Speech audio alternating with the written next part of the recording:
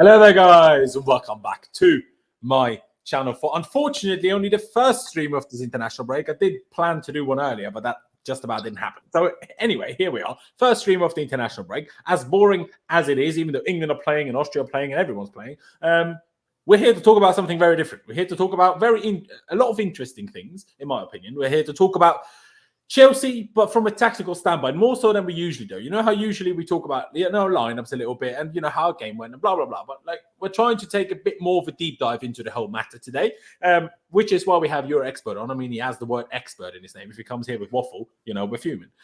So, he has to know what he's talking about. It just be like that. Of course, we will also talk about the Ballon d'Or nominations or nominees, which obviously was released yesterday. And because we haven't touched on it yet, we will also talk about, obviously, the Newcastle United takeover, which is interesting. Like, whether you are a Newcastle fan or support anybody else in the Premier League, you're going to, it's going to be interesting over the next few years what Newcastle do. It just absolutely will be. Whether you're a relegation, fighting sides fan or whether you're one of the top sides fan, like obviously Chelsea, it's going to be bloody damn interesting. I just introduced him in a way already. We are joined by Mr. Euro expert, of course, Alex. First of all, check out his channel. It's linked down in the description if you haven't already. But Alex, thank you for joining us. I hope you're coming with some interesting things that I haven't realized or I haven't thought about yet. That would be sick. But yeah, first of all, thank you for joining us. And how you doing, man? I'm doing very good. I am so happy to not be watching international football. For the people who join, this is so much better. I do a newsletter every weekend about games to watch, and this one usually is about 300-400 words on. This one was just France beat Spain, have a good weekend. Can't be bothered for Scotland and England, so very happy to be here. Brilliant. Love that. To be fair, I'm not a fan of the Nations League, and the last time we had this Nations League Final Four, no offense, but I mean, Switzerland is because they're not as good as the other teams, they were just going to defend, so it's going to be a bit of a boring game, right? England under Southgate is always a bit boring. But this time, with the four teams we had, actually both of those games were very entertaining and fascinating. Not quite sure whether we need a third-place playoff game when we didn't even have one in the Euros, but, fair enough. So at least tomorrow there's something to watch. But today, who cares about England playing Andorra? Who cares about Austria playing the Faroe Islands? Except people from Andorra and the Faroe Islands, probably. But the other people probably less so. Big shout out to Oli Kante, by the way, for becoming a member. If you want to become a member, link is down in the description if you're on your phone, or a join button is underneath if you're on desktop. But let me not forget the third person on the stream, but the second guest, Mr. CFCPys, of course, very much so a regular on this channel. First of all, thank you for coming on as always. And how you doing? How you holding up during the international break, bro? Yeah, I'm doing good.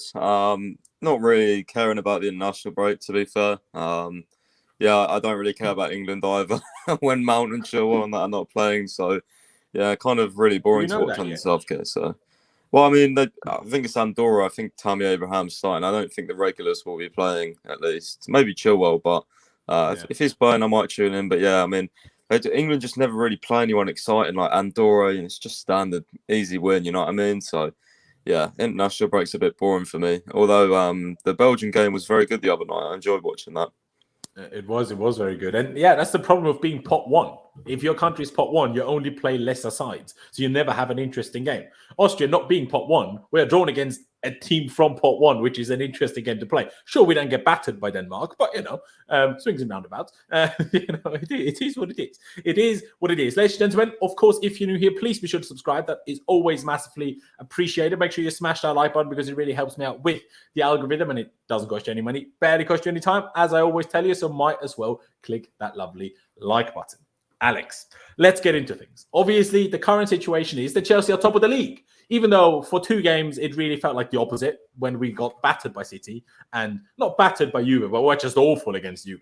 But then we bounced back with actually a pretty good game against Southampton. Sure, we gave the penalty away, which made things more nervy than it had to be when we should have been 3 or 4-0 up by half-time. But in the end, it was, quite fun. Everyone loves a late winner. Even Timo, Werner scored a goal. So everything was lovely, jubbly. We're top of the league. Liverpool City obviously did us a favour by getting a draw against each other. So in the grand scheme of things, everything's going fantastically well. Obviously, we're the reigning Champions League winners. We won the UEFA Super Cup, not for the first time, but for the first time in this kind of era, if that makes sense, after losing it a couple of times over the last few years. So everything's great.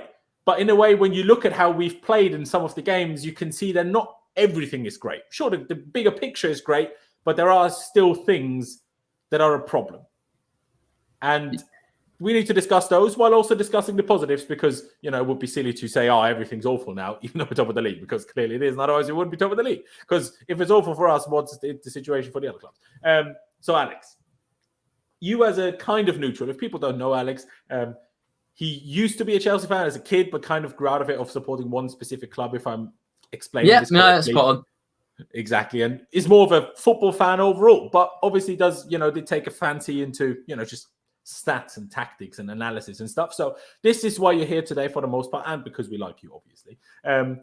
But what have you made of Chelsea so far this season? Obviously, we spoke about the Champions League over the summer, and how impressive it was that we beat Pep 3 times in a row and stuff. But what have you made of Chelsea so far this season? I'm not going to say in particular those 2 games that we lost recently, but just also I feel like the problems that we had in other games were the same problems in those games, but because we lost, they were more highlighted, if that makes sense. Yeah, and particularly the Juve game. See, with Chelsea, as you kind of hinted on there, I like to look at all different teams across Europe. And my plan this season really genuinely was, we'll look at Chelsea when it's coming into the Champions League to help preview the game, the teams they're playing, like Juventus, like Zenit. But I want to keep an eye on other teams. But it's hard to keep your eye off of them. They're playing, I think Chelsea, let's make it clear, they are playing the best football they have played for quite a long time, I would say, like under Tuchel. It's definitely got the players improving, got Barkley and Ruben Loftus-Cheek. I know you've been a big fan of Ruben Loftus-Cheek. I'm also a great big fan of him. It's great to see him playing, but I think the Juve game really highlighted something that's actually been bubbling under the surface in conversations between Chelsea fans that I've had with other fans and I've seen on the timeline, really, is that a lot of people in the summer felt like Chelsea needed to go out and spend not 100 million on Lukaku, but on a creator. And that's just kind of come from games where I don't need to provide evidence to this statement, because I feel like every Chelsea fan is going to resonate with this. A deep block where you're passing side to side around the edge of the box, and it just feels like no player can penetrate into it, and a game gets away from you. Like Juve, like loads of times under Lampard, under Sarri, I think latter half of Kante. And I think, like you touched on it there, at points under Tuchel so far this season, like if Lukaku's had to come out and really get a great goal out of nothing, or like a set piece or something. So that's what we want to touch on, right? Just is everything? I do want to just not jump in. This may be the wrong word, but it's interesting because I agree that that's kind of our biggest problem. I am mostly sure Juve is a bad example because a lot of our players had an extra bad day. I feel like even though we struggle against that, which you're 100% correct with, I still think at the moment we find a way, regardless, even if we struggle more than we should. But what really frustrated me more, for me personally, well, I say that, I was more angry after the Juve game, but it was the combination. What I didn't like is that we're so, not limited is also the wrong word, but like so, it's so important that certain individual positions play really well for a whole structure to work. Like if our wing backs have a bad day, we might as well stay at home. Like it's completely pointless for us to even turn up on the day. Like it's completely irrelevant. And especially with most games, we need, athleticism at wing back, which is why, Alonso has a great touch. Alonso can shoot. Alonso can do many things. Alonso's cross-switch balls are great.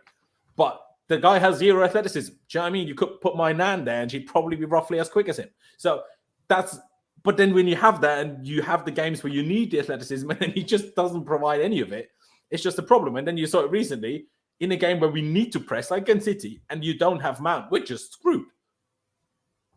Yeah. And go on. I think this would be a good time. I'll quickly introduce it, maybe get a chart that I produced just today on Chelsea's carries into the box since 2018. So Laurenz is going to get this graph out for you guys. And it's something I was looking at today because the point of Chelsea I've paid more attention to them is since Sarri took over, because that's when Chelsea made an effort to, whether you like him or not, play possession football, where you started to have more situations where Chelsea were playing against deep blocks. Now, this is a chart of Chelsea's carries into the box from August 2018, so the start of 2018-19 season, to October today. And you can see in the first season, where Hazard last season, he's hitting over 100 carries into the box. So for anyone who isn't aware, that's basically like a dribbling the ball into the box. And that could come through various situations. It could come from a counter-attack, or it could come from taking it around a couple of players. What I really expressed this to Laurenz before, and I'm interested in Pius's opinion on this as well, is that since Hazard's gone, no one's hit that level, or the level over 100s. And also, the rest of the team hasn't really picked it up. You can see in 2021, the bars go a little bit higher, those are bars for the rest of the squad. But I eliminated players in the study who hadn't carried the ball into the box more than 5 times in the league season. And you can see I think there's only 9 players last season who did that. But what we've seen is really, since Hazard's gone, the really lights out world-class player that he was, Chelsea haven't replaced that in either A, getting a standout replacement, or B, having the rest of the squad really chip in and bring the level up. And that would be a good time for Laurenz and Pius to come in and see if they feel like I'm accurate there. No, of course. Pius, why don't you go first?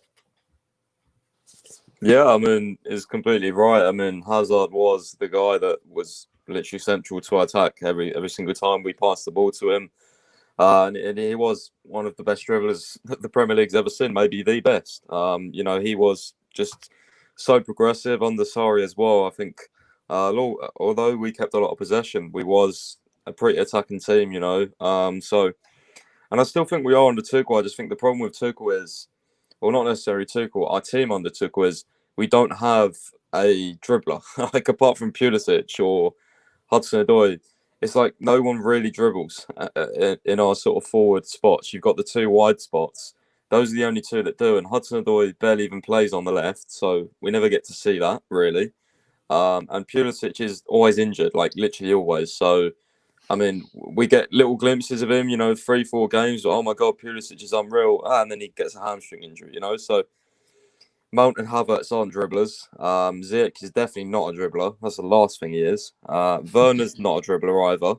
So, I mean, the graph makes total sense.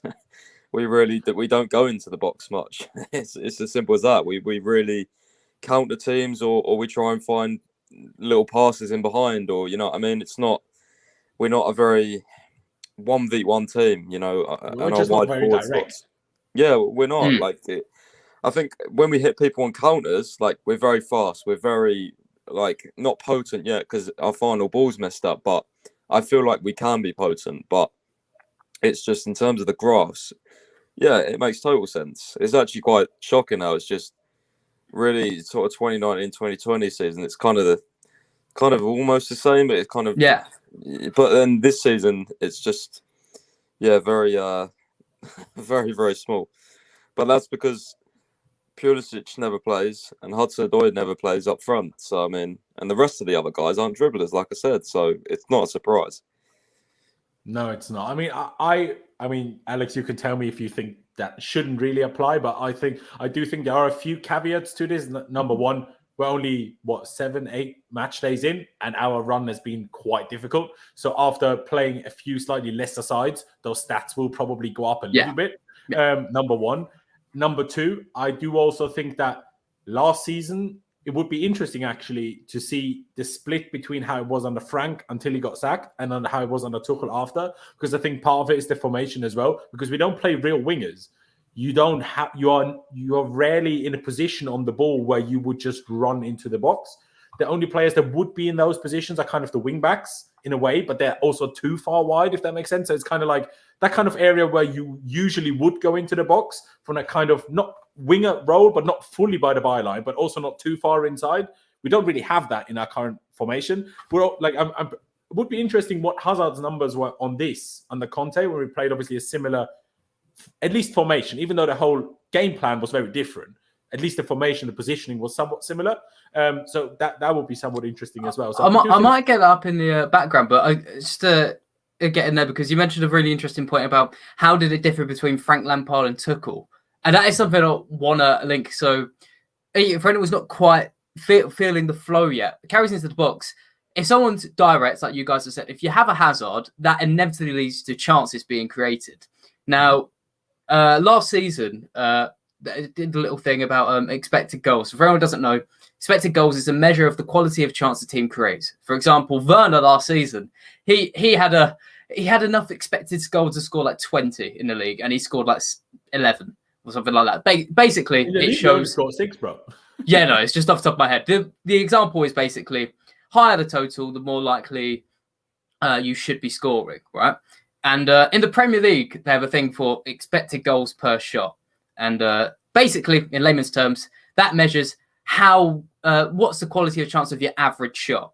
So if it's low, maybe your average shot is like really poor. It's behind a load of players blocking it. It's quite far out. And if it's very high, it's in the goal mouth.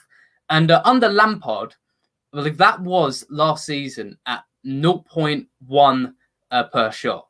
And to in context, that was 11th best in the league. That was like behind Leeds, behind Brighton, behind West Ham, behind Everton, behind Arsenal. And under Tuchel, it did bump up to, I think it was 0.12. And that got you in like the top 6-7 area. So even though it's improved and there is a clear difference, it's kind of what we're about to lead into. And my general point really is that Chelsea, I still think they are going to win the league this season personally. But that might come from the squad pulling together, whereas they haven't got the world-class player that has someone like Hazard who can just switch a game instantly and get you the games. Maybe Lukaku could be arguable, but he can't create chances that Hazard can. There's very few players on earth that could create chances that 18-19 Hazard could. For sure. It's an interesting one, really, because what you said in the kind of in the intro, or whatever you want to call it, where it was like, should we have spent the 100 million that we spent on Lukaku? Should we have spent that on a creator rather than a finisher? I feel like the problem is that we needed both, because even if we got a creator, we still would have had the problem that Werner had an XG of 20 and only scored 6.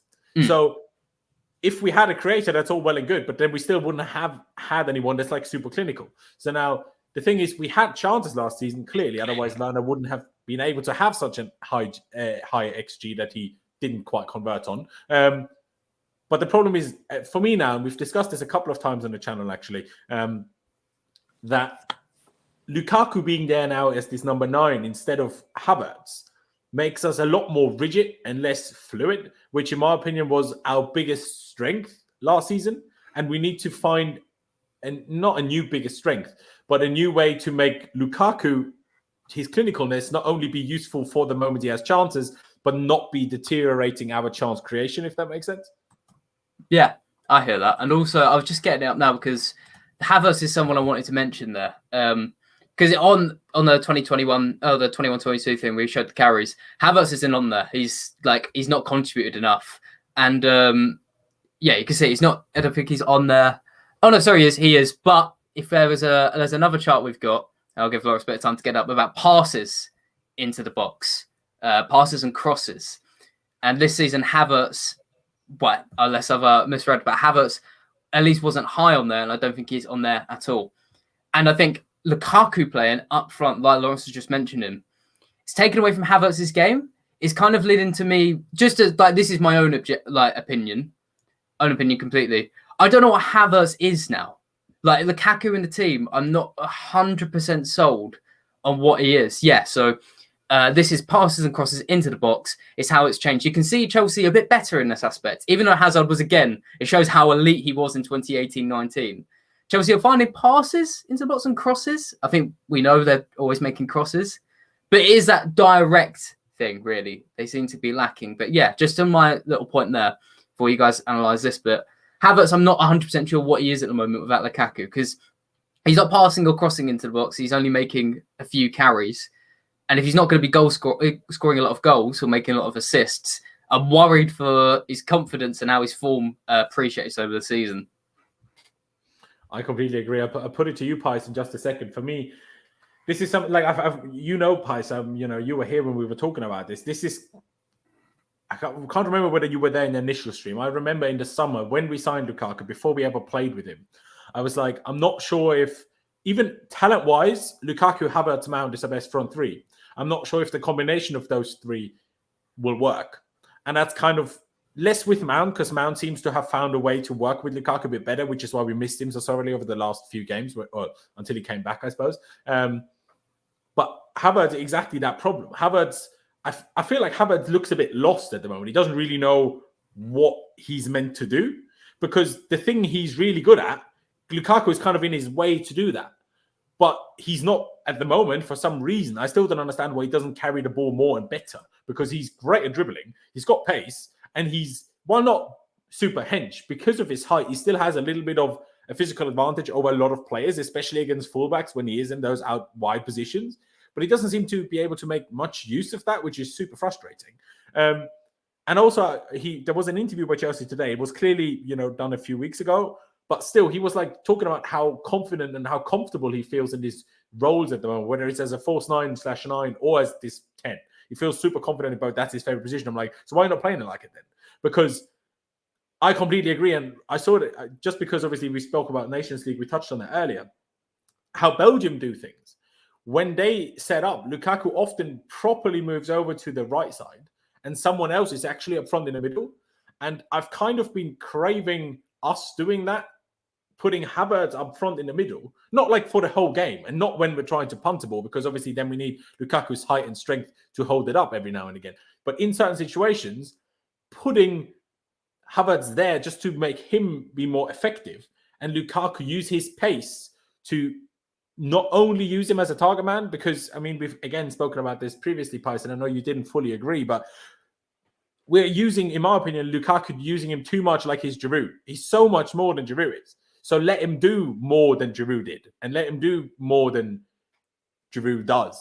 And I feel like every now and again, Lukaku is shifting over, and Kai coming inside would maybe help us to do that. I'm not 100% sure. Pais, how do you feel about also, obviously with the graphic up in terms of passes and crosses into the box? Well, I think first off with Lukaku, like you said, I'm not sure whether it's tactical instruction or whether he just needs to do a bit more, like in terms of movement. Because like what you were saying the other day on some of the other streams was like he's not moving, like he doesn't play like he did for Inter. But like for Belgium the other day, his first goal was like brilliant. Like he moved over to the right a little bit and then he done that dummy and scored from that tight angle. Like I'm not sure whether it's Tuchel telling him like you must stay there, you must body defenders, like you must offer the ball, or whether he is allowed to be a bit more of a free roam player, like move across and let Havertz move inside. I'm not sure. I think we'll see more as the season develops because we'll get a clearer idea of, right, he's clearly been told that now, or I don't know. We'll see whether things change. In terms of Havertz, though, I don't know. I just struggle to get behind this point of, I don't know. I'm not saying you guys are, but I just feel like a lot of people, like I've seen lately, are being a bit reactionary. For Havertz, he always starts seasons slow in his career.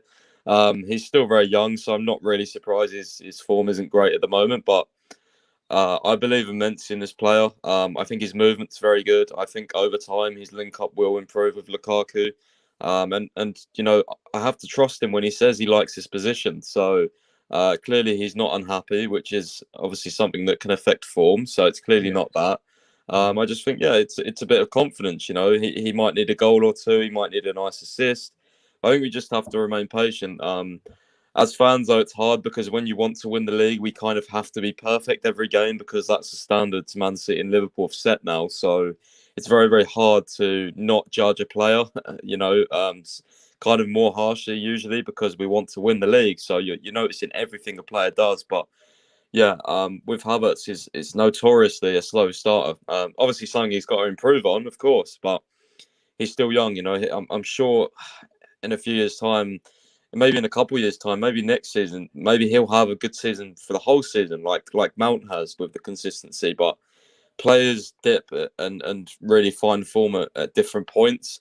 I just think this is one thing I mentioned before as well, which I don't particularly like about Chelsea at the moment is when we play Mount Havertz, they're still, so they're good players, but they're in the development stage still in many aspects. They need to improve on a lot of things. So when you're trying to win the league and you've got 2 out of 3 forwards that still need to improve or mess a couple of passes up or something like that every game, it's quite hard to think over a 30, 40 game season. Is it going to be enough? Because you look at Werner comes in, he doesn't score many, but we seem to play a lot better with him. But then it's so hard to drop a Mount or a Havertz because Tuchel and the fans believe in them so much. So, it's a really difficult one, man. I just think I think Havertz will improve a lot. I feel like at the moment it's just traditional Havertz. He's kind of starting the season off slow, but I definitely do agree with the whole link-up thing. Like, it definitely needs to improve. Obviously, it's clear one of the reasons why I'm excited to see Pulisic back as well, because I want to see how he links up with Lukaku. No, I completely agree, and it's again, I just said it, but again, I completely agree on that. People are way too reactionary on Kai. Like, all right, he's had a poor start to the season, but how many games did he play? What, 5? So on 5 poor games, you're now calling someone awful. That's totally illogical, right? By that logic, every Liverpool player was god awful last season. I mean, they were, but they were not only god awful last season. They were god awful players full stop because they had a poor season. So that's not quite how it works. Look at Salah now, or some of the other players, obviously. And I want to bring that back to Alex in the end. Again, obviously the stats here, it's obviously not a full season, so it's obviously way less. So the numbers can't physically be high. And also playing against obviously quite tough oppositions makes it even more difficult for the numbers to be high. I'm not sure. It would be quite interesting. Obviously, you didn't do that then, which is obviously fair enough. But if like per game, rather than over the whole season, how many times did it happen? How many times did it, if you divide it by how many games we played? How then it would align this season, because I think it makes it look a bit worse than it actually is. I'm not saying you're trying to make us look bad. I'm saying just explaining the graph, if that makes sense. But yeah, what Pice brought up there, it's a serious problem, and that's why I put it on Twitter, and that's in kind of this video kind of summary or whatever what we're going to talk about. The whole Mount, Havertz, Werner, potentially Pulisic, potentially Hudson-Odoi, potentially, God knows, Hakim Ziyech when he hits form like he did in pre-season again. Do we eventually, to fix that problem, is the fix to that eventually just playing a back 4 and still being defensively solid enough? Because how many teams play a back 3 and are incredible going forward? Like how many of those exist? Because it takes away an offensive player from you, right? So, and what Pice just said there, you don't want to drop either Mount or Havertz, but you kind of need to play Werner. Well, how do you do that? Well, you just play all of them and take a centre back out. In theory, I'm not saying that will be better for us right now. I'm saying is eventually that the step we have to make. I'm not saying we have to score to do it right now. Laurenz, the problem is, can I just chip in quickly? Like, of course. I know you're saying like not now. I feel like if we want to eventually go for a back 4, we have to sign at least 1 or 2 proper creative players. Like, if you think of like a back 4, right? Because Tuchel loves to pivot, I don't think 4-3-3 is ever going to be an option. So I'm looking more at like a 4-2-3-1. But the problem with that is, if we move to that, like say now or later on in the season, we don't have a creative 10. Havertz is not creative. Mount sucks at number 10. I'm sorry, we've seen that so many times. He just does. He just does. He plays there for England. He played there for Lampard a lot. I just don't like him there. I think that's been proven. Like, Pulisic just played a little bit for America there, but again, you can't rely on him. So the whole back 4 thing, yeah, nice. We might score a few more goals, but I still think it'll be the same problems with this current squad, whereas it's just more it's like and it's like adding another inconsistent attacker to an already inconsistent bunch. You know what I mean? Like, that's why personally I feel like for this season, stick with the back 3, keep fluctuating throughout the game, or different games between, I don't know, 3-5-2, 3-4-1-2, 3-4-2-1. Like, they're all different. They all look different. People do notice that as well. I hope that they are all different and not just we don't just play the same thing every single game. So yeah, I think eventually, Laurenz, maybe we can move to a back 4, but it would depend on signings for me. Like, it really would, because I just don't think the current squad has enough. I just don't think it makes sense as much as people think it does. No, I completely agree. I think to play that, we need a proper DM, and we just don't have it yet. I'm not quite sure I agree on the whole Mason Mount as a 10 thing. Sure, in the instances that we've seen, that might be the case. But first of all, don't take England for anything, because England are awful. I know they were in the semi-finals of the World Cup, and I know they made the final, and they were at least as good as Italy in the final, but still, they're not that great. Like, just like look at how much talent they have and how they're wasting it. It's like what Roberto Martinez does for Belgium. Like, everyone praises him because like what Belgium were 10 years ago or 5 years ago before he took over. Sure. But that's because of the players, not because of Martinez. If they had a better manager, they would have won things, in my opinion. Hey, you might tell me I'm wrong, but that's my opinion. I just really do not rate Roberto Martinez. But what I'm trying to go with that is, and with that, bring it back to Alex, with the the problem is that not only did we let Hazard go, but we tried to replace him with young players. Young players are going to be inconsistent. The only older player we signed was Hakim Ziyech, and we signed him from a significantly lesser league, which automatically makes him less consistent in a better league. That's just how it goes. Obviously, after time, we would have hoped that by this point he would be doing better than he is. Unfortunately, he isn't. Obviously, I hope maybe that will change again, but for the time being, at least. So I feel like part of the problem is, I'm not going to sit here and slate our recruitment, not by any means. And for the future, this is all great. But if you're trying to think about and talk about right now, obviously a slightly more experienced player rather than just the pure talent of a Mason Mount, of a Pulisic, of a Hudson-Odoi, of a Kai Havertz would obviously be quite useful, because that's the whole point of a young player. They're not as consistent. They don't have less talent. They're just not as experienced to produce that and put their talent onto the pitch on a regular basis, if that makes sense. But Alex, obviously, if you have anything to add on the things that myself and Pies just spoke about, obviously, please do. And aside from that, I was going to get your opinion on the whole back four thing, and then obviously moving on to a slightly different topic within Chelsea. Yeah, I guess so. This be you guys and for the audience, I guess it was just going to be quite short. Leading straight from that, really is. I think where Chelsea are at the moment, really, is to win this title. There's two types of teams for me. There's good teams and great teams, and the good teams, they will beat like a Southampton, they can beat a Burnley, but if a defence comes along that's as well organised as a Juventus, then they will struggle. And then the really, really good teams like City and Liverpool, they'll have the players to break down that sort of team. And like I said, I still think Chelsea will win the league. But you guys were mentioning about who should play. Just something that I'm considering consistently, and this is someone who I've said Chelsea should have previously said Chelsea should sell, which I'm now taking back. Kind of Hudson-Odoi has been, stats-wise, Chelsea's most direct player. And I think you can see that oftentimes on the pitch. He can be frustrating, but he is one player who will always look to drive into the box. And frustratingly, the other player who's top flat, especially in 1920, was Christian Pulisic. And he's just so injured. If he wasn't injured, he could be not a Hazard, but close. So also, if he wasn't injured all the time, he would also be further in his development already. Because not only does injury stop you from actually playing and helping the team, it also, at a young age, stops you from getting better. Yeah, that's a great point as well. So my whole thing in your guys' take is, especially what you said, should we sign an experienced player? My thing would be is see how Tuchel does with Hudson-Odoi and Pulisic, because my opinion is Tuchel, I mean, we're seeing it at the moment. He's resurrecting Ross Barkley. The man could do anything. But I've backed him from the start. I think if there's anyone who can make Chelsea an attacking dagger, it'd be him. But if there was someone who I was going to sign next season to help the youth younger players grow up and be the really creative outlets, and someone who's just going to fill a gap for a couple of years would be great, I'd sign Nabil Fekir, because he said he wants to leave Betis, and he's been top in La Liga for the last 2 seasons and shot creating actions, dribbles into the box. Watch him. I love him. He'd probably get him cheap. He's one man I'd throw out there. But yeah, let's just see how Chelsea do. But it's something worth considering, all of this topic. Definitely. But what are your thoughts on the whole back four thing? Like, would in theory having Werner, Mount, Havertz rather than just two of them, or obviously add Pulisic in there when he's fit, add on an inform Hakim Ziyech, whatever you want, right?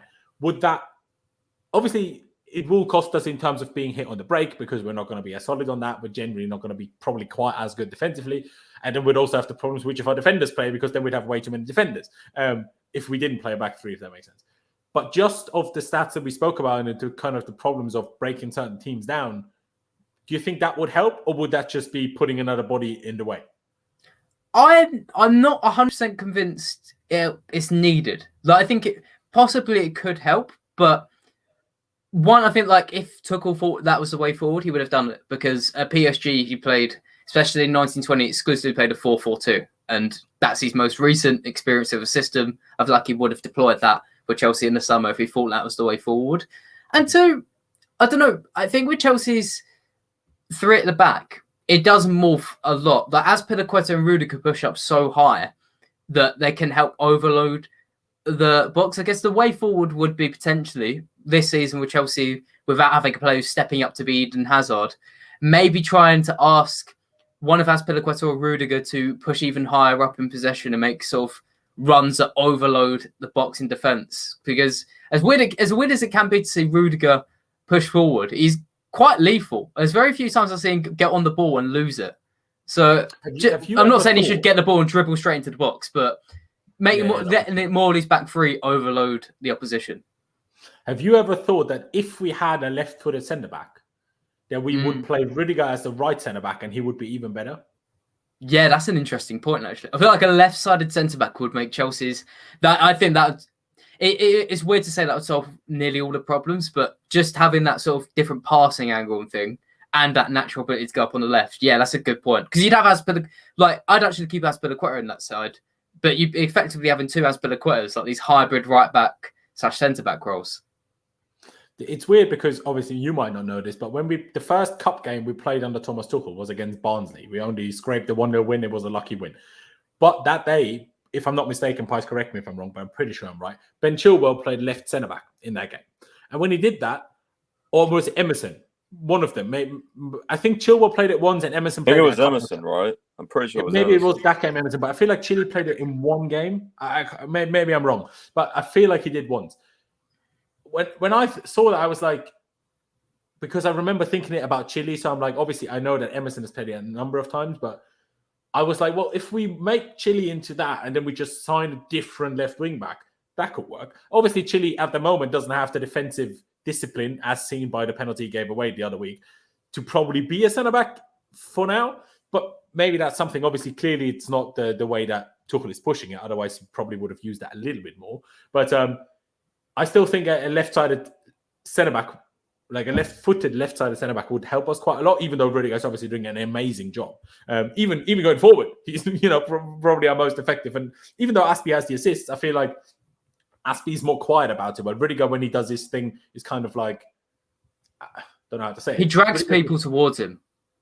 Yeah, he just pushes everyone. It's like, I'm going to do something mental now, but it's not going to cost us. It's just going to, even if it doesn't go as a goal, it's going to be it's just going to push everyone. While when Azpi does it, it's kind of like just normal. Yeah, that's it. So it's gone. No, I was just saying, I kind of see where you're coming from, but to really hammer home that point, but it's the left-sided thing. But there's a reason why left-footed centre-backs are one of the most overpriced people, the most expensive defenders on the market, really. If you ever sat down with Pep Guardiola and said how important that is, I think he'd go on for a 3-hour rant about it, just because of how the passing lanes it opens up, the natural ability you get. I mean, and yet he plays Cancelo, a right-footed player at left-back. Yeah, I know. Pep is mental. We all know this. But it's also because Cancelo is just a very underrated and absolutely brilliant footballer. It's good on his left as well. That helps too. I mean, you say that you don't necessarily have to be left-footed. You just have to be good on your left foot, if that makes sense. Like if you're like Pedro, who is basically two-footed, completely identical on both feet, or Ousmane Dembele, or whoever you want to name, Thierry Henry, obviously many years ago, then it will be different. But obviously, because defenders are on average, technically less gifted, the likelihood of a defender being as good on left and right foot is obviously significantly smaller. I do want to touch on the midfield a little bit as well, because we've seen a few, I'm not going to say problems, but a few interesting developments over the last few weeks. I thought, you mentioned Ross Barkley there. Obviously, Ross Barkley, if in that kind of advanced midfield role, we don't really have anyone but him and Mason Mount, I suppose. But obviously, Mason Mount wasn't available at the time, which is the whole reason why Ross Barkley came in against Juve, and then obviously again against Southampton. But it's interesting because Kante is obviously also injured equally as much as Christian Pulisic is, number one. Number two, it's like he forgot what he learned on Asari when we played against Man City. I'm like, Kante, what are you doing? I don't understand what it is. And I know he was not 100% fit, but it's Kante, it's Kante. The one thing we say about Kante is that even a half-fit Kante is amazing because he runs so much that he just run a bit less, but being slightly less fit shouldn't make your passes awful. It makes you maybe run a bit less, but shouldn't make your passes awful. And that's what Kante probably had against Man City. And then obviously Jorginho had not the very greatest start to the season, while Kovacic had a really great start to the season. But Kovacic, to me, I still have the problem with him where I'm like, you're great at so many things, but in every position to be like a superstar, you're missing that little bit. That's what I feel like about Kovacic. Whether it's for a 6 or for an 8, or in theory also for a 10, in my opinion, for a 6 in a double pivot, for all of those things, he he's so close to being absolutely incredible, but always missing like that little edge. And now all of a sudden Ruben plays, and what the excuse everyone always had for Hudson-Odoi why he's not playing, he's not a right wing back. Well, Ruben never been a number 6. All of a sudden he plays the number 6 and it's great. So why can Ruben do it and Callum can't do it? In and out of position. Sure, it's a bit closer playing, a 6 to an 8 compared to left wing and right wing back. I get that, it's different. And now Ruben comes in and he gives us something that kind of the Jorginho haters, in a way, and people know I love Jorginho, have kind of been saying that's kind of what we need. We need someone that's as good as Jorginho in terms of handling being pressed, understanding the pitch and where people are, but not every time someone's a bit rough on him falls over. And that's kind of what. I'm not saying Ruben is as good as Jorginho, but stronger. That's not what I'm saying. But the way he played in those couple of games was like, you're just doing what Jorginho does, but instead you also run because you can't be pushed over. So now I'm like, I don't even know what our best midfield is anymore. I was very convinced it's Jorginho Kante. But now Kante is always injured still. Jorginho didn't have the great start of the season, obviously played a lot, blah, blah, blah. Kovacic has been fantastic. Saul has obviously only played 2 games, was kind of awful in both. And now all of a sudden Ruben is an option. I'm just confused, to be honest. I mean, before I put that to Alex, so he can give his opinion of a bit more of an outsider. Tell me how wrong I am on Kovacic, Pies, number 1. I know you will. But also, who is your best midfield 2 for us right now? Like I said, I'm confused. No, I don't think you're necessarily wrong on Kovacic. I mean, he does like shooting. He does like the final pass sometimes, but I think all other attributes is pretty exceptional at. But in terms of our best midfield 2, I mean, it's very interesting. I think it just depends on the opponent we play, to be honest with you. I don't think there's a clear-cut answer, and I think that's something Tuchel would say as well. I think even the other day when we played, who did we play? My mind's so bad now. Southampton, of course. Yeah, so Southampton. He said Saul was very, very close to starting, but then Loftus-Cheek, he chose Loftus-Cheek because he thought, he didn't think. He knows Southampton press very high, and he thought Ruben would be better at dribbling out of the press. And that's obviously worked very well because, as we saw, Saul against Aston Villa couldn't handle the press. So that is just an example of that's a midfield for that game. There's another midfield for this game. So, yeah, I can't really answer this because I think it depends on the opponent. I love the mixture of Jorginho and Kovacic in some games. I think we control games brilliantly with them some games. Other games we don't. When it's Kante and Jorginho, I think they're very, very good. That was mainly our Champions League pivot, right, under Tuchel. That was very, very dominating, especially in Europe. Loftus-Cheek now coming into the mix. Again, be interesting to see who he mixes with best. But I think if you think of him and Kovacic, I mean, like we said, against Southampton, right, we thought that wouldn't be the best because they're kind of both go forward. Yeah. But it was amazing. They found a good balance. Loftus-Cheek was actually the one dropping deeper and then going forward with it. So that's kind of like Loftus-Cheek adapting tactically. So that's good to see. And then you have Saul, who's played 2 games, so we can't really judge him. But in those 2 games, he hasn't been great. So it's very like it's game by game for me. Like who suits which opponent best, who presses, who doesn't, who's going to be more of a deep block. Like then do you play Jorginho because he gets the ball forward more? Like, you know what I mean? It's difficult. It really is. I have a question because I was looking off screen because I was trying to work it out. When I'd seen the Chelsea Southampton thing, I watched the game, but I thought the original lineup had Chalobah as a DM. I don't think he played there, but no, did someone like Silva push up higher than the back 3? No. We just played Kovacic and Ruben as double pivot, and it was great. And no one thought it would be, but it was. I don't know how. Well, that was what I was going to say when you originally said, "What do you think of the midfield?" I guess like my thing would have been, I thought he'd done this. I'm correct me if I'm wrong. I've certainly done this maybe as a sub, but I thought he'd brought on Chalobah or one of the players as a DM.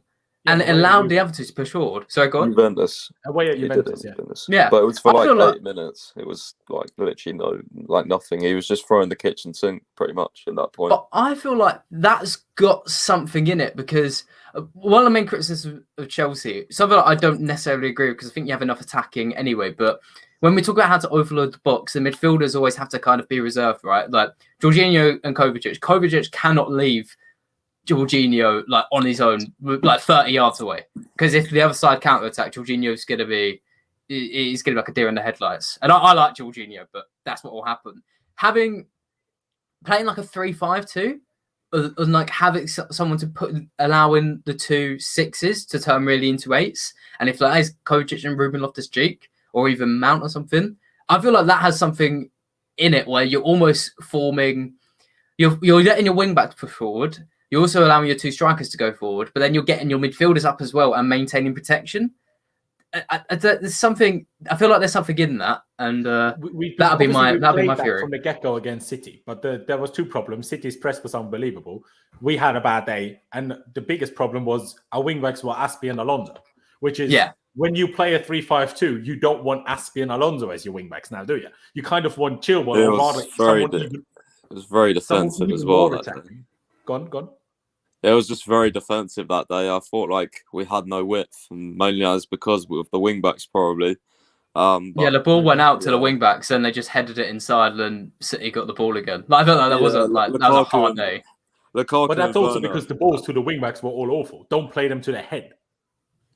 But the thing is as well, like Lukaku and Werner wasn't getting close enough to Lukaku either, so there was no real natural link up in that 3-5-2, which was you think of it. Werner didn't get close enough to Lukaku. In my head, Lukaku didn't get close enough to Werner. It's really interesting. I was there. Werner was definitely not close enough. Against City, it's like though. Against City, it's like that is your one game where it's almost, especially how good they are. That's your write-off. I feel like that 3-5-2 has something in it. We might do. The 2 problems to that for me. I still think we don't have attacking enough wing backs to play that. You would, in my opinion, genuinely probably want to play Hudson-Odoi at wing back if you did that like regularly. Not even Reece James, in my opinion, is attacking enough if you play a 3-5-2 for me. You need like a Cuadrado. Do you know what I mean? Like that type of wing back. That's kind like of a Livramento, Hakimi, someone like that. You know? Yeah, no, exactly. And on the left, even Chilwell, as much as he's more athletic and dynamic and everything, even he isn't quite attacking and good enough attacking to play a 3-5-2 properly in my head.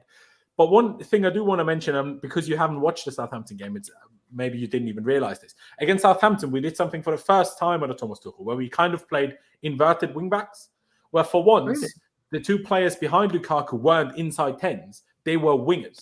Because obviously we had Hudson-Odoi on the left, and who was on the right, Pies? For Southampton? Werner. Yeah, Hudson-Odoi was on the left, Werner was on the right. And the wingbacks came inside. So Chilwell was further inside than Alonso on the left, and Azpi was further inside than Werner on the right all the time. And that's how we kind of beat Southampton's press, because what that allowed us to do is be on them, but not as high up the pitch as soon as we lost the ball around their box. And then that stopped us from getting bigger problems by them. But when I saw that happen, I'm like, now you're talking about Hudson-Odoi and Pulisic in those roles way more effectively than you did as these inside weird 10 roles. Yeah. And I also think with having a proper 9, allowing these 10s to be more real wingers, I think could also work better. Again, not ideal for Mason Mount and Kai Havertz if you make those 2 positions real wingers. But in terms of actual, like, overall team tactics, I think it could be interesting. Yeah, that's really smart, because you mentioned there how it's like the thing that clocked into my head, you explaining that, is just straight away you're giving Hudson-Odoi one of his biggest strengths, which is space on the ball. Like him in that weird inside 10 role, it's like he's going to be one of 3 players who are going to be constantly marked by the defensive midfield. If he's pulling wide while a wing back comes in, gives him the more space out wide. That is an interesting switch. I'm going to watch Chelsea next time, because Tuchel does that again. I think that's very clever. And that's definitely a way to upset a defense. And it's just one of those things that I think if we did that every game, that would also not get found out, but opponents would also find a solution. But if opponents don't know which way we're going to do it, it makes it much more difficult for them to prepare how to defend against us, if that makes sense. Sure, the manager can tell them, well, if they do it that way, defend like this, and if they do it this way, defend like that. Sure. But it's still much more difficult to switch constantly between the 2. Yeah, I think that's like, to bring it all the way back to what I've kept saying. Why Chelsea will win the league, in my opinion, still is just because there's no team. I don't think there's a team in Europe who is tactically versatile. Not necessarily just because of Tuchel, but also you've got so many different players who have different who can play in different sort of roles. I think the only thing Chelsea really honestly lack that is very specific is someone like an attacking direct player who's left-footed, like who's naturally on the left wing. Someone like Musa Diaby at Bayer Leverkusen. I think. Sorry, Sana. Yeah. That's the only thing I think Chelsea lack. That I think you've got nearly every other role covered, pretty much. And a creator. We definitely need a creator. 100%. I See, get the whole creator thing. To me, if what you're saying and you don't want to play a real 10, or you don't want Mount as the 10 at least, and you think Kai isn't a real 10. I mean, I know you said you want to sign one, but I feel like a real creator is not, that doesn't exist in football as much anymore. Like name me one.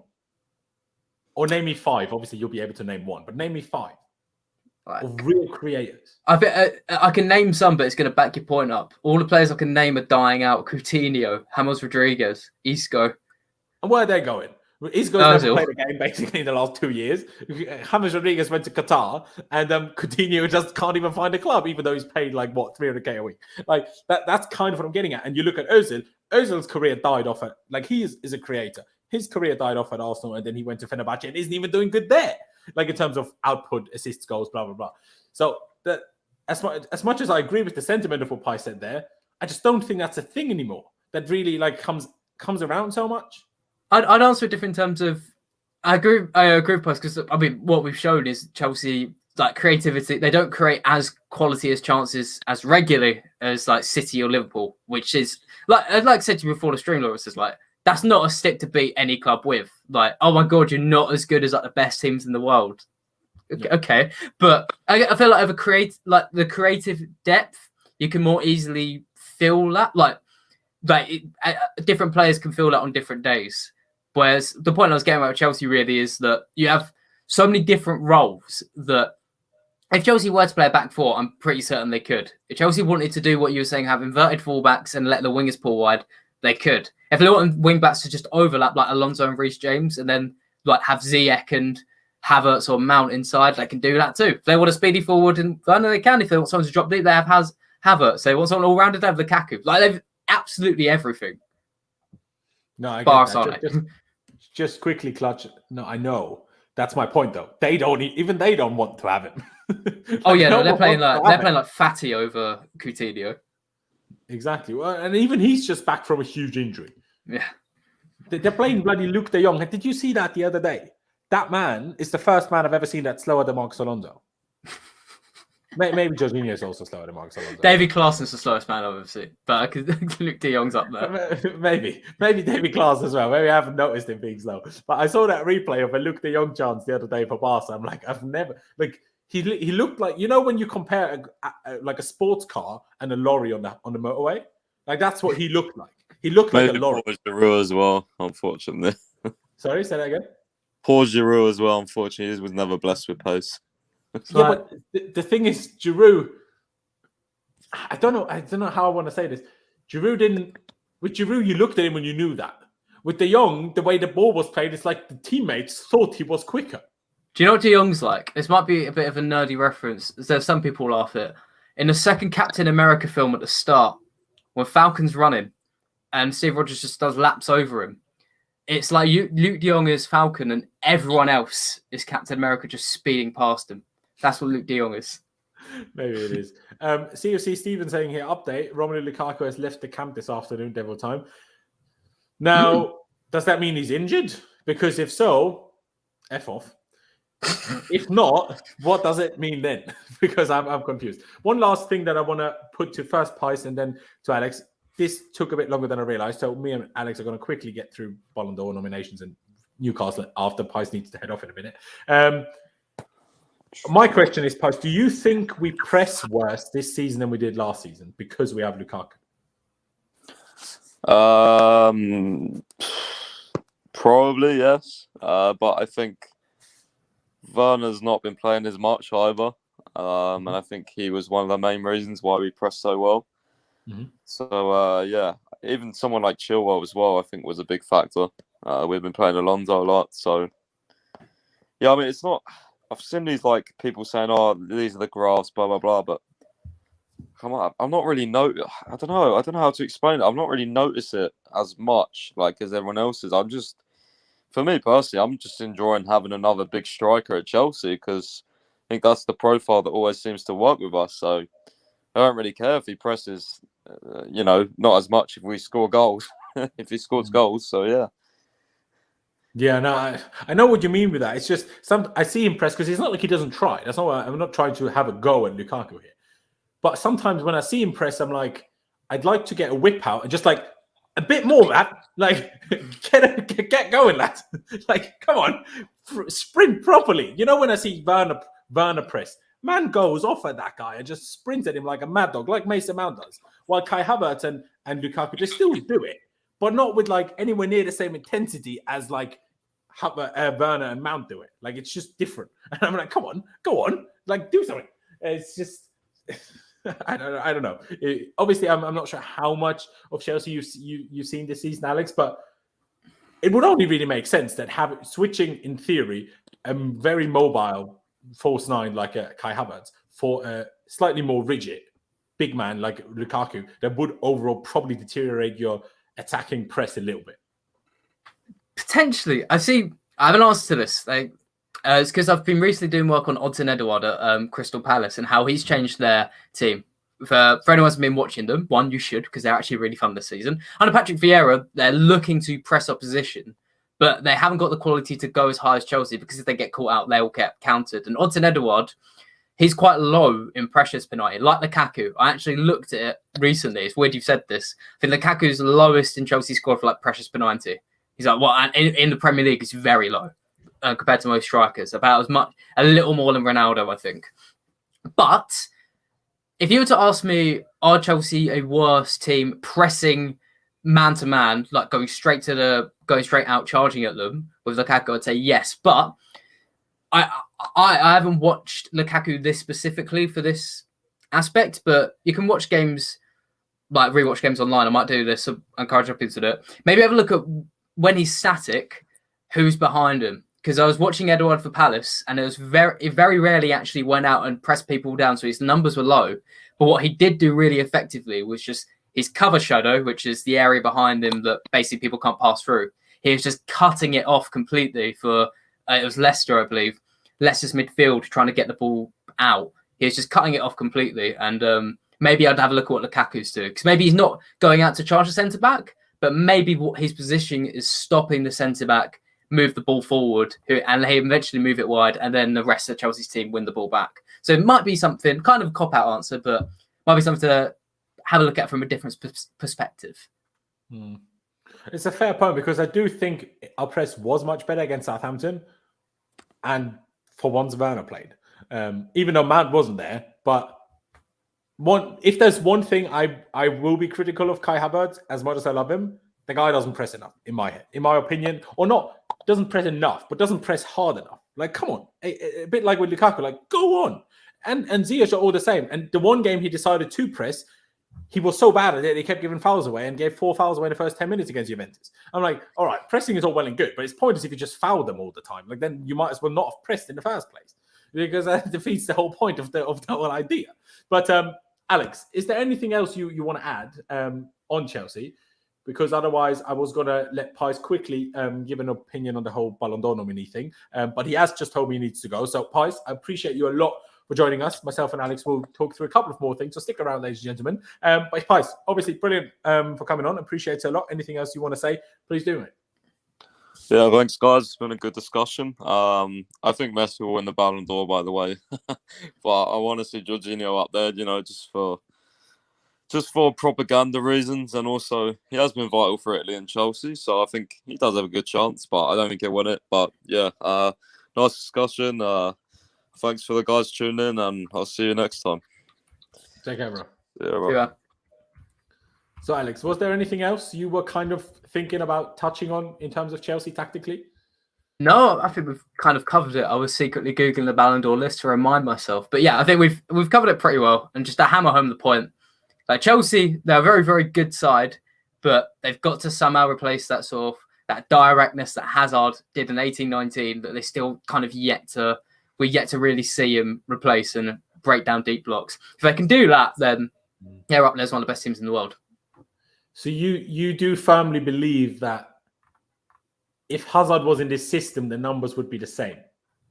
Because I think we don't even try to go into the box. It's not like we don't, like in terms of these drives. I don't think it's just a case of we don't have anyone that's good enough at it. I think our plan isn't to do it. See, that's the thing. That's the interesting thing about it, because I get that feeling as well, 100%. But I get that I'm not right or wrong here. It's just my perspective is more that maybe these players, they don't have the confidence, not necessarily to try it, but to feel like they can do it and actually be successful with it. Like, I feel like Hudson-Odoi and Pulisic are one of the few players who know they could take nearly anyone on and beat them. And so it's not to say that Mason Mount's insecure or anything or like that. It just feel like they'd rather try and find a pass than potentially lose the ball. Like, I could be completely wrong there. Maybe Chelsea aren't trying to. And maybe Chelsea aren't trying to. We haven't had a penalty this season. Why is that? Oh, really?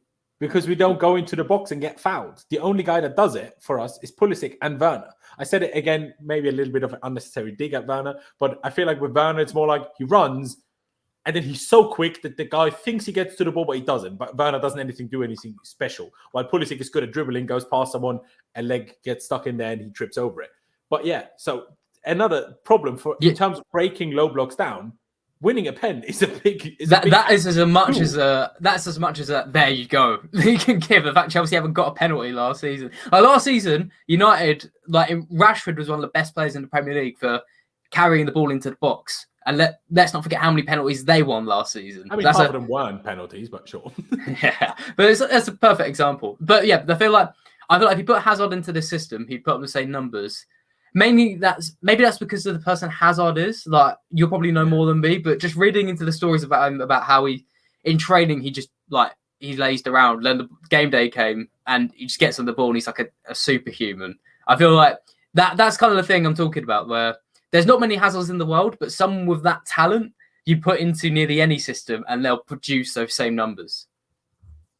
No, I mean, maybe. But at the same time, his numbers weren't as high in every season. Like the Sarri season was, in terms of output, by far his best season. I don't know in terms of dribbles into the box. I don't know in that sense. But in terms of goals, assists, dribbles completed, everything, his best ever season was the one on the Sarri. Why? Because we were the most attacking team on the Sarri compared to Kante, compared to Jose. Maybe we should check his 15-16 numbers. Yeah, no, exactly. Oh, yeah, exactly. Or the 16-17 under Kante when it was a similar system. But obviously we were more counter-attacking, so that was a bit different. But it's we do need to fix a few things. I will also say, just to end it on an even more positive note, other than just saying, okay, we're top of the league. Obviously, there's a few things. Our players, whoever it is, whether it's Havertz, whether it's Mount, whether it's whoever plays around Lukaku, they will get used to Lukaku more. And Lukaku will get used to them more. And once that happens, things will automatically be better. So Rom is a muscle issue, according to Clutch, even though someone earlier said it's not an injury. So now I have an even less idea than I did earlier. But cheers, Clutch. Appreciate it. But yeah, so that will one thing that will automatically improve. Kai Havertz will hopefully, let's pretend the only reason he's not that good right now is because he'd always start seasons poorly. Fair enough. So if that is the case, well, then come January, we will have a great Kai Havertz, and that will fix some of our problems. And Pulisic coming back from injury and hopefully staying injury-free. Hey, if Ruben Loftus-Cheek managed to stay injury-free for the last 15 months, Christian Pulisic can. If Ruben can, anyone can, because Ruben is probably the most injury-prone player ever. Not because the Achilles injury was obviously a one-off, but he had always back problems and back spasms and all sorts of injuries and problems before that kept keeping him out, right? So that's obviously one thing. But just quickly, let's get to the Ballon d'Or thing. I wasn't even necessarily going to go through the whole list, obviously more looking at it from a Chelsea perspective, because we have 5 players nominated, which is brilliant. Obviously, few of them stand a real chance. Obviously, you have Mason Mount nominated, which is brilliant. The boy who dreamed, the boy that people love to criticize for some unbeknownst reason to me. Especially when you see us play against City and Juve, and you're like, if only we had Mount, man. So, that says it all. And fair play to him. Like, he's 22 years of age. 3 years ago, he was playing for Derby bloody County, and now he's nominated for the Ballon d'Or. That's mental. If you ask me, sure, it's only the top 30 and not like top 5, but still mental. Azpilicueta, I didn't quite expect to be there, but totally a fair play, especially if on Sunday they win the Nations League. Not that the Nations League counts for anything, but, it's still something. And somehow he even managed to find his way back into the Spain team, which he was never really properly a part of. Like, he was in the squad sometimes, but never as a starter. And now he's kind of a starter, which is mental. Fair play to him at this age. Obviously, he's not super old, but still very much so at the latter stages of his career. And of course, N'Golo Kante and Jorginho, we all expected to be nominated, obviously. Wait, did I forget one? That's only 4. Who's the 5th one? I've got it in front of me. You got Lukaku. Lukaku, yeah, because obviously he didn't kind of earn that nomination with us, did he? Yeah. I think that's all of them. So, what's your question to me about it? Oh, just chatting about it basically, because I was planning to talk about it aside from the Chelsea tactical things. I mention it. How controversial do you want me to go? Oh, as controversial as you want, mate. As long as it's actually your opinion. It's fairly my opinion. Let me just say this. Also, Edouard Mendy has been nominated for the Yashin Trophy, which is the best goalkeeper award. That's cool. So big ups to Mendy. But really good deserves the nomination. You could argue he did more so than Azpi, but obviously Spain made it much further in the Euros than Germany did, I suppose. But what are your thoughts on it? Mate? All right, for a Chelsea perspective, there's two players who I'd put on the podium. Not first, Messi gets first, but on the podium. Right, before I say it, the Ballon d'Or is it does actually list like one of the things they judge on is career. Like when Modric got it, and people said, "Oh, it's only because of what he's done in his career." They're all right. Like that does get taken into account. And if I was basing it off of that, I'd put one of Kante or Azpilicueta in there. And maybe Azpilicueta's come to my head because I've weirdly seen lots of criticism for him recently. And by criticism, I genuinely mean like people tweeting me and saying, or like people coming across my account saying, "Oh, this guy rates Azpi, never mind." And I'm like, people are so weird. Like, I'm not saying he's the greatest right wing back in the world, but give the man some credit. Like, look at the assists that he gets from right wing back, and look at what Hudson-Odoi does when he plays right wing back. F all every time, except against Palace once last season. Hudson-Odoi has never done anything from right wing back, but Azpi can do it. So don't you be telling me that Azpi can't do anything. He can do it anywhere. That's the thing. Right back, centre back, left back. He's immense. He won the league at left back, man. Exactly. He's mental. He's such a good player. But I guess I think Messi will win it, keeping it in front of me. And I think I love the fact Jorginho's come close. I love that he won the Player of the Year, whatever administration gave for that. It was UEFA Player of the Year. Fair enough to him because I'm a big fan of him. Not one of the people who hates Jorginho, but I wouldn't put him on the podium. I'd probably put Kante, maybe. And I guess a final thought on it because I won't get another chance to say it, and you probably won't get many people watch PSG every week in Ligue 1 because there's no life. Mbappe, he's done well to be it this year. If he continues his form right now, next year he won't be there, or he won't be top 10 because he's. But I mean, I know you rate Pochettino higher than I do, but like, hey, what you're gonna do? I rate Pochettino high, but at the moment, my opinion of him probably goes closer to yours because he's struggling to put Messi, Mbappe, Neymar, and Di Maria into one system. And just Mbappe, the ball, man. On Mbappe at the moment, he's like the main striker, and he's getting really isolated. So, in terms of the Haaland-Mbappe debate, I've always been Team Mbappe, but on current track record, don't be surprised if we're in December and we're seeing Mbappe's only scored and assisted X because he's quite suffering in that side at the moment. It's true. Obviously, he's playing on the wing while Haaland is playing an actual striker. Oh, no, he isn't actually. Neymar is playing on the wing and Mbappe's up front, isn't he? Because doesn't really get game time if they're all fit.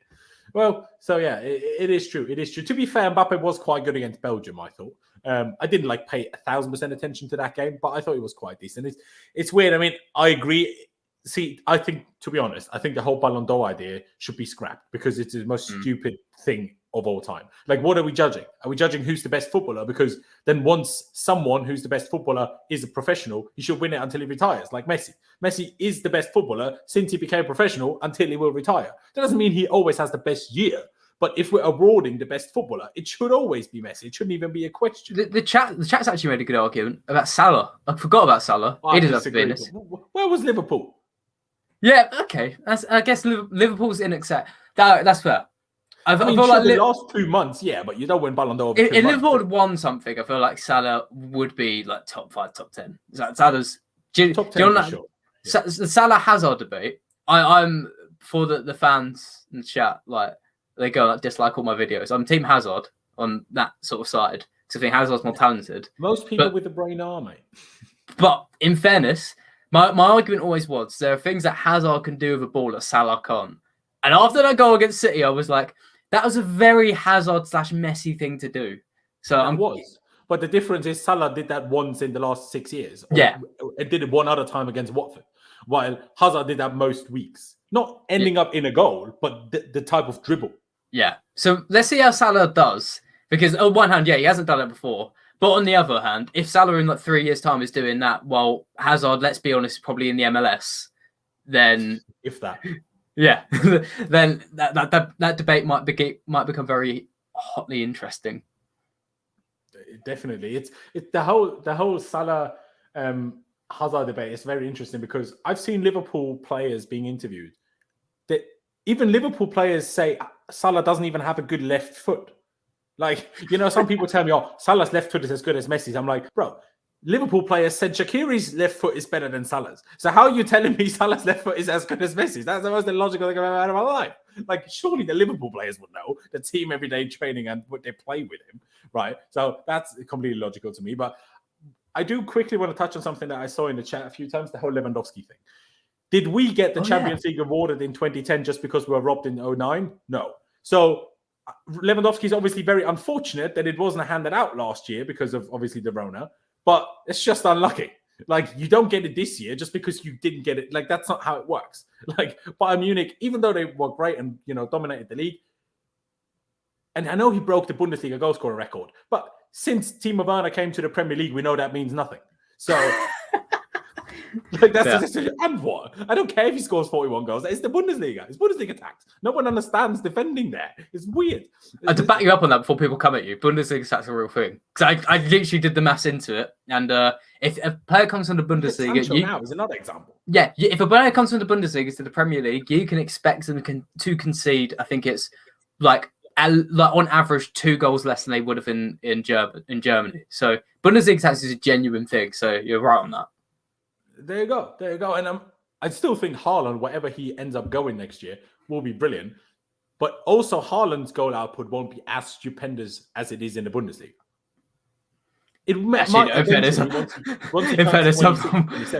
From watching him, his goals, like, I agree general, but Haaland's shots just go in the corner every time. I don't think many goalkeepers save what he does.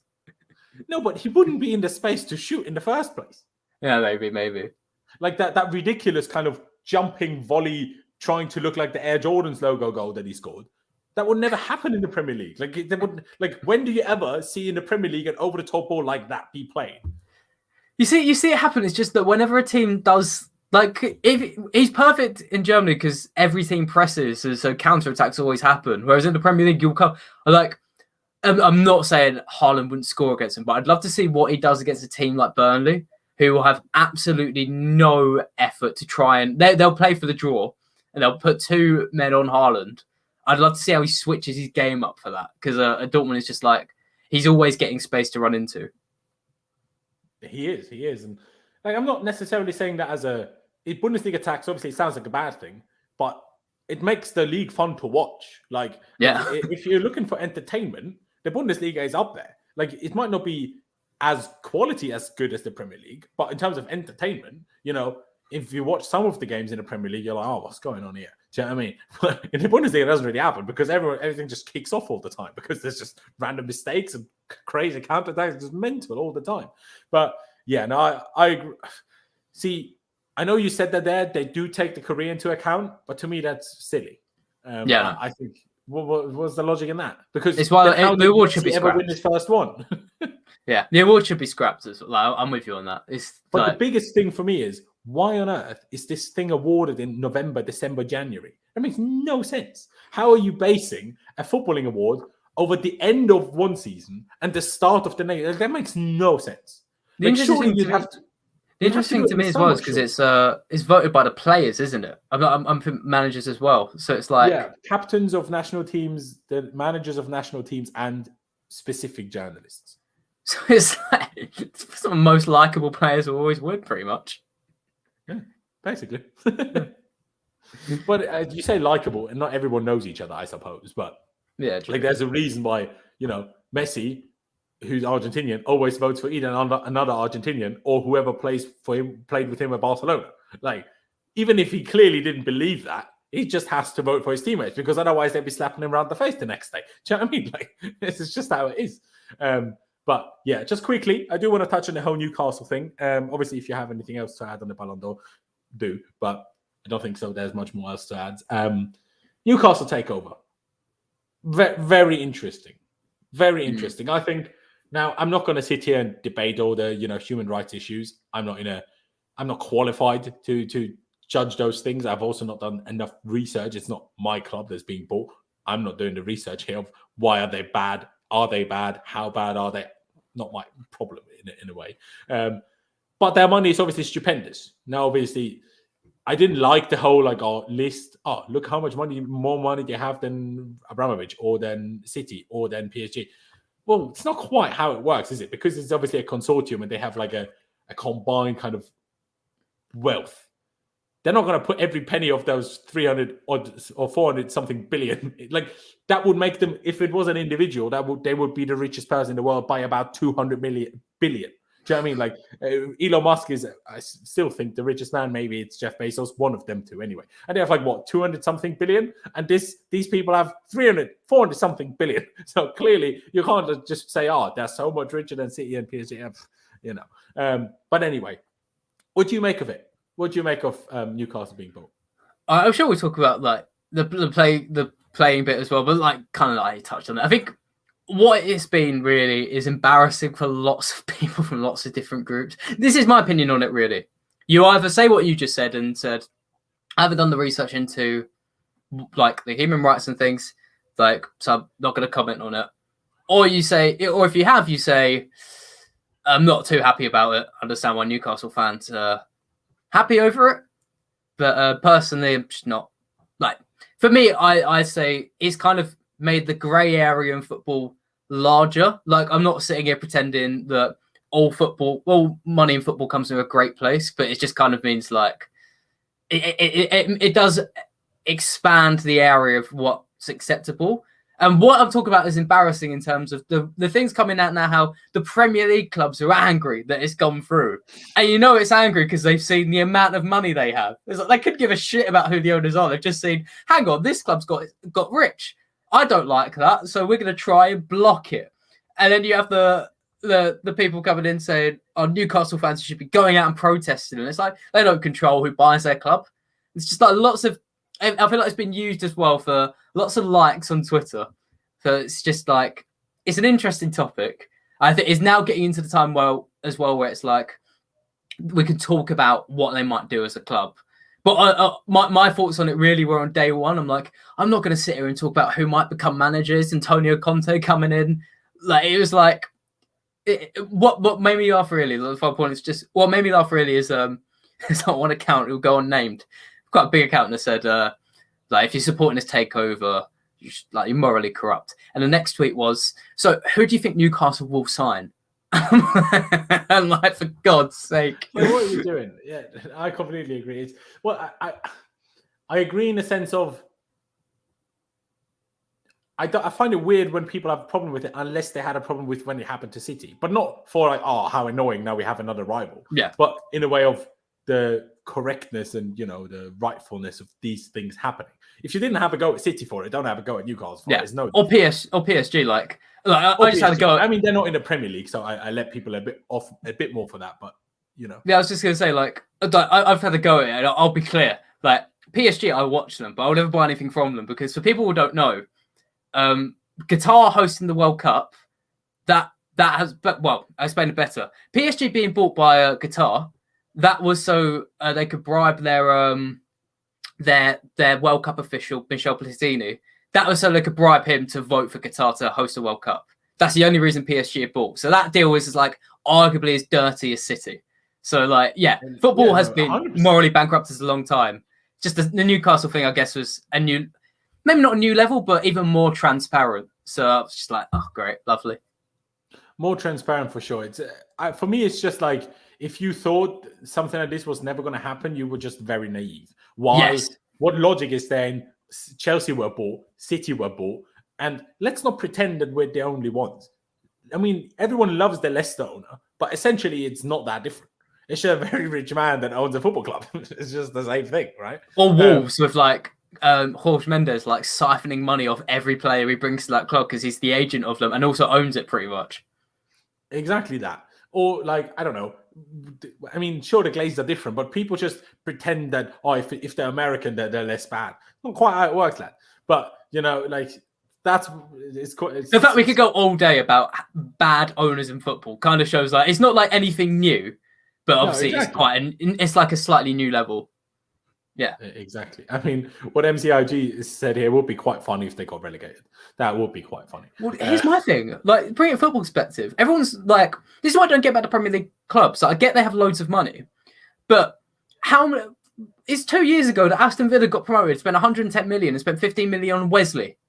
Like, what is he doing at the moment? He's probably in the under-23s. Like, money in football doesn't guarantee you success. Like, for all we know, Newcastle might go out and buy Isco, and he might just go there and like completely fail with the system.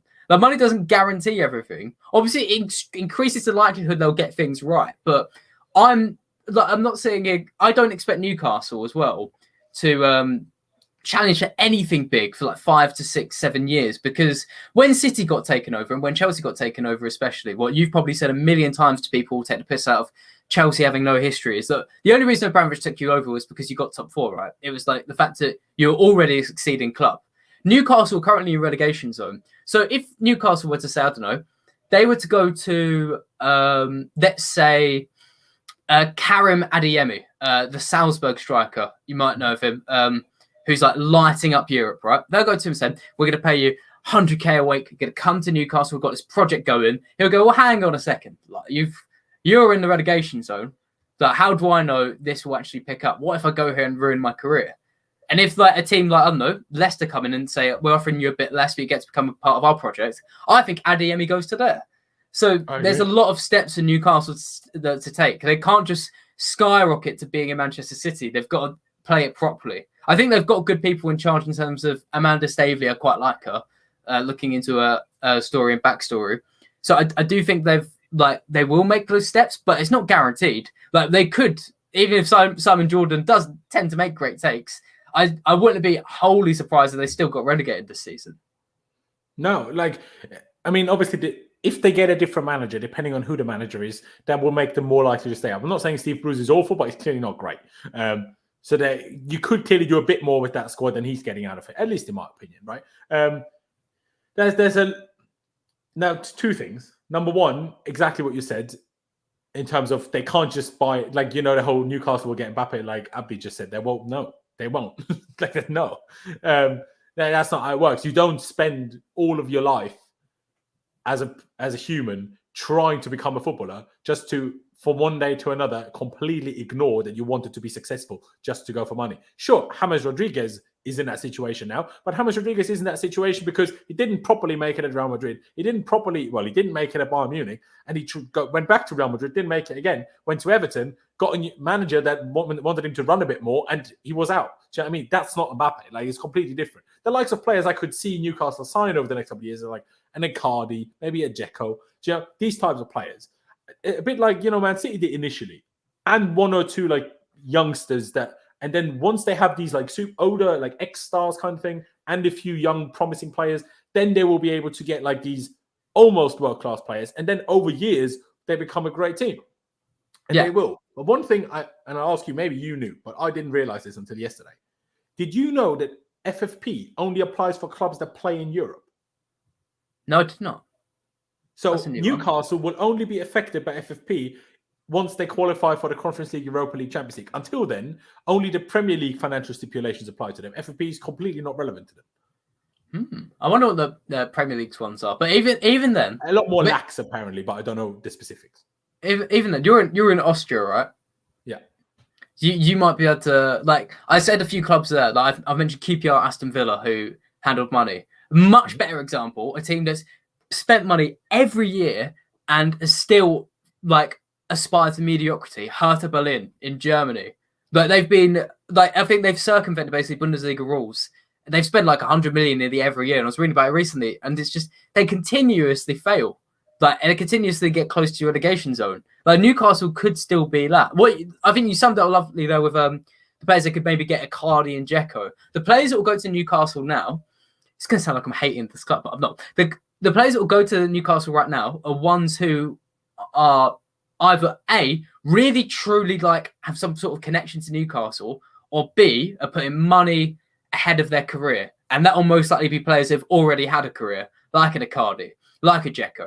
Like exactly. no one in that, like people said Donny van de Beek. I don't think Donny van de Beek goes to Newcastle because there's still a danger that it could like go wrong. And it's gone wrong at United. Like, he'd probably want to go to a team like I've mentioned again, like a Leicester or like a Napoli or an Atletico Madrid. Leicester probably wouldn't want Van der Beek though. Yeah, that's fair point. But like a team going places. Van der Beek could be a player that goes to Newcastle, but not in January, only next summer. And I think it'd take a lot of convincing as well. Yeah, it's weird because I'm not like Hertha Berlin are like, honestly, in terms of spending money in football, probably one of the worst examples you can ever find. But it's just different being in the Premier League and being in the Bundesliga. It's just different. Like the terms of pull and the terms of interest globally and, just even in the country. No one cares about Hertha Berlin in Germany. Like even Newcastle being in the relegation zone is more interesting than Hertha Berlin being 10th in the Bundesliga. No one cares. I don't know where they are right now, but no one cares. That's for sure. Like people care more about Union Berlin just because at least they're only fairly newly promoted and stuff and doing crazy things last season. But it's just, I don't know. I do presume, because depending on how much money they put in, I do presume that they will be eventually a top 4 team. I'm not sure how quickly that will happen, but if these owners stick around and they put money in the right way, in 5, 6, 7 years' time, they will be there. Will they win the Champions League? Will they not? I don't know. Man City haven't. PSG haven't. So there's no guarantee for anything. I still disagree with that in terms of... I don't know if this was 10 years ago. I'd 100% go with you. But yes, they are richer. That pie chart going around of Newcastle's wealth for everyone. I think everyone, the chat has seen it. But it's not as if Newcastle have like £1 billion and everyone else has like 1 million. But Leicester are a club aspiring to the top 6, and they're still considerably like a lot poorer than the other teams. But it's not stopping them signing great players across Europe. Like if we talk about Newcastle's rivals at the moment, I guess like in that bottom sort of area would be off the top of my head, like a Brentford, or Watford. These are still owners with lots of money who can spend it. They're not going. The point is, to get into that top... fan of this. Go on then. Yeah, they could... All of a sudden make profit on Kepa. Imagine that. To get into the top 6, top 8, like, by money, they'd need to...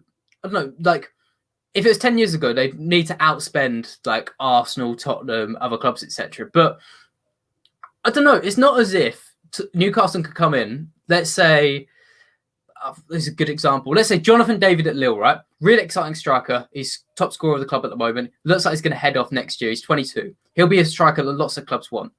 It's not as if Newcastle could come in and put an offer that completely goes against everyone else, unless they want to put down 90 million for a player that's not worth it. So that it's not as if Aston Villa can't come in and say, we'll have 30, we'll give you 30 million. That's what City did. That's how City got Robinho. They just gave him so much money that he didn't care about anything else. Yeah, but again, like, how poorly did that go? So unless they want to give, like, unless they want to overspend for every player they buy, they're not going to have a considerable gap on everyone else. So other clubs can afford these players. Like, if they were if Newcastle were a club that had the recent finishes of City, this would be big because then they could probably go for someone like Mbappe and be able to swallow it up. They become a PSG. Genuinely like buy them tomorrow, but yeah. The one thing I will say is obviously it has to be a slow process. Like Villa, as you brought them up a minute ago, they're actually a good example. And they don't have anywhere near as much money as Newcastle. But Villa only just about, like, they were promoted through the playoffs, by the way. Not like they won the championship.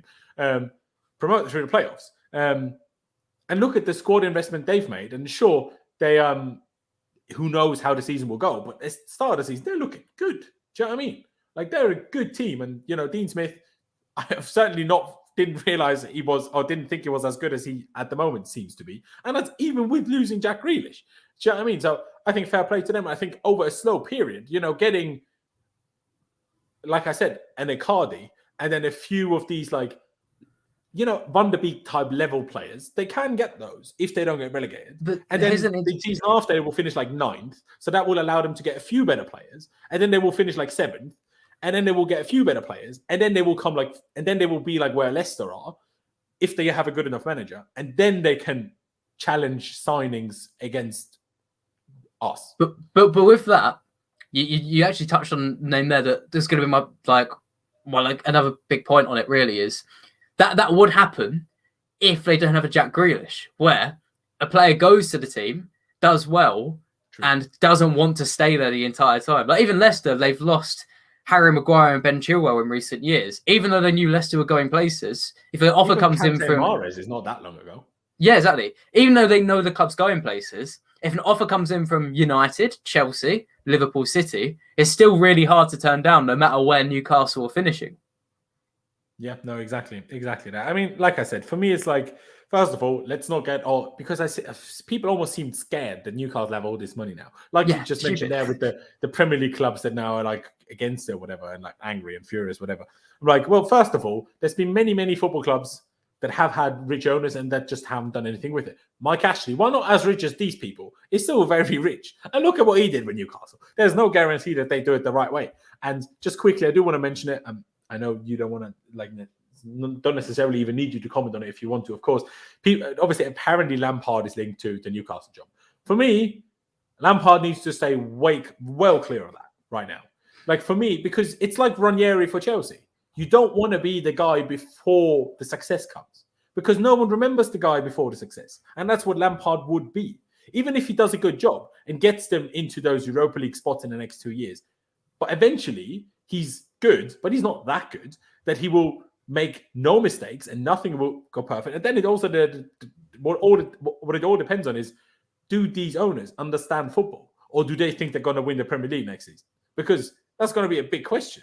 If they think they're going to win the Premier League next season, whoever the manager is, they're going to get rid of him very soon. So for me, Lampard has to stay well clear of that. And I get the people, what they're saying is he will help them. For Newcastle, Lampard will be great. But for Lampard, Newcastle will not be great, in my opinion. And even then with Lampard, it's like, I personally, I still don't know how good a manager he is. Like genuinely it's impossible to tell. Yeah, genuinely have no idea. So he needs to, and the point is, he could go to Newcastle and do well, but if he does badly, it's very unlikely he ever gets another Premier League job in the next 5 to 6 years. Because if his reputation took a bit of a downturn last year at Chelsea, there's still people saying, well, he did really well in 1920, and it's not all of his fault. If he does badly at Newcastle, then it's harder to squash those fears. And the other thing I would say as well, that I'm not sure if I've seen any other people say, but another thing, a fear would be about this Newcastle takeover and moving there, is how long the takeover stays. Because we've mentioned how other Premier League clubs are strongly opposed to it. I mean, I'll name drop one that I was seeing online. Apparently, Daniel Levy and Spurs are very opposed to it, which is funny. But also, probably scared of losing Harry Kane again. Yeah, but also the Premier League statement was really clear. It said, "We've seen assurances, legal assurances, that Saudi Arabia will not be controlling the club." Right now, if anyone's watched the news of Manchester City and PSG and how they've handled themselves, their owners, like City taking millions from to not go overcomplicate it. City's whole thing was they're sponsored by, I think it was Etihad Airways, and really a sponsorship of that should be worth about 1 million a year. They should be getting paid, but for some reason that Saudi or UAE based company were paying City 100, 200 million a year for it, very overpriced. So if something comes up with these owners, if all of a sudden the Premier League sees something that shows Saudi Arabia are controlling Newcastle or breaks the ownership terms, then it could all go tits up. So that's another fear you'd have. I mean, I'm not all too well read on these whole Premier League rules on it, but I would find it weird if they would stop Newcastle from doing things, but never stop City of doing things. Yeah, that's so the in my thing head, as well. Newcastle can do whatever the hell they want. In fairness, not I think from my opinion, but in terms of they will be allowed to do whatever they want. They didn't stop City; they won't stop them. In fairness, I do think this is something I'm not too well read up on, but I'm pretty certain they boosted out Liverpool's owners before they got FSG in. I'm pretty certain it was something along those lines. The Premier League said you need to sell your club. and something like that. So I'm not saying that will happen, by the way, and I'm not saying I'm not trying to imply the owners of Newcastle are out to do anything like that. Maybe they're going to run it completely clean, completely green. They've got a clear legal vision for doing it. But if I'm a player or a manager, or especially a player who say, okay, I want to sign a 5-year deal, you'd want probably another couple of years to see how it progresses to make sure it doesn't all burn down within a couple of years' time. Exactly that. Exactly that. But ladies and gentlemen, I think we're going to round it out here. I do appreciate every single one of you that has tuned in today. Really do appreciate it. Obviously, big shout out to Alex for joining us. Again, his link to his YouTube channel is down in the description if you want to say what kind of videos you put out there. Obviously, please do in just a second. But yeah, there was a lot of things we went through today. Obviously, in terms of Chelsea tactics, like we touched on, there's things we need to improve on. There's things we might want to try out, like a bit more of inverted wingbacks type fancy things. Let's see how that does against other opponents other than Southampton. Maybe that's something to try out. Obviously, Kai and all of these players that we have getting used to Lukaku and the other way around. Those are things that will happen eventually, hopefully as quickly as possible. And hopefully we just get players back from injury and they stay fit. The likes of Kante, the likes of Pulisic. Hopefully, fingers crossed, that Lukaku injury that seems to have happened now isn't too serious, and maybe it's just precautionary, and they send him back and he's fine by the time we next play. But Alex, again, thank you for coming on, and obviously if you want to explain anything about your channel, please do. Yeah, sure. Thank you for having me on, by the way. I had a very good time just chatting about football in Chelsea. You can subscribe to my YouTube channel, people watching. Tomorrow we'll be uploading a video on Bayer Leverkusen's talent, Musa Diaby. A quick little preview. How old is he now? He's 22. Left winger at Leverkusen, hitting some really good numbers this season. And some weird facts that, if you don't watch the video, this will stick in your heads. At 22 years old, he's never had a senior injury. Mental stuff. He plays very consistently and looks linked hotly to Liverpool, but so once was Timo Werner. So you never know. Once was Timo Werner, yeah. Watching tomorrow to watch a biography of Musa Diaby. Exactly. It broadens your horizon of football to more than just the Premier League. Ladies and gentlemen, thank you guys for watching. I appreciate every single one of you. Subscribe if you haven't already. Always massively appreciate it. Of course, smash the like button for me if you're still here. Become a member if you fancy that. Join button is underneath if you're on desktop, or the link is down in the description if you're on your phone. But yeah, thank you guys for watching. Up the Chelsea, upwards and onwards, and I'll see you